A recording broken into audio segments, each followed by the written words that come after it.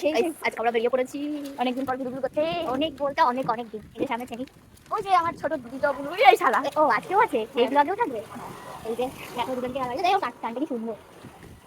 আজকের ব্লগেও আমার দুই বুলু আর এই যে পিছনে আমাদের বিগ ব্রাদার। একটু ওর মতন বয়সে আমার কোনো কষ্ট ছিল না, ঠিক আছে?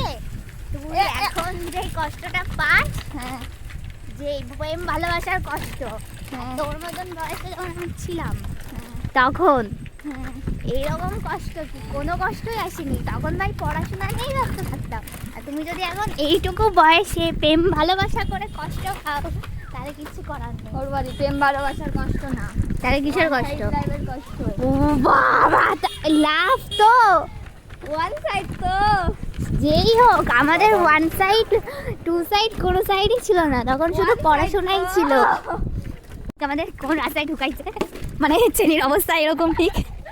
ওকে দেখো দেখো আমি বিশাল কষ্ট করে বলো, তুমি পড়ে না যাও।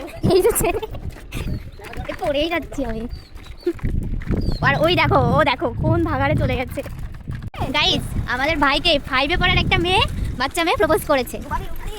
আর চেনি বল ওকে কি রিলস পাঠায়? দিন না দেখতেই চিন্তা, তুমি যদি ওকে ছেড়ে চলে যাও। এটা ক্লাস 5-এর মেয়ে আমার ভাইটারে রিলস পাঠাচ্ছে।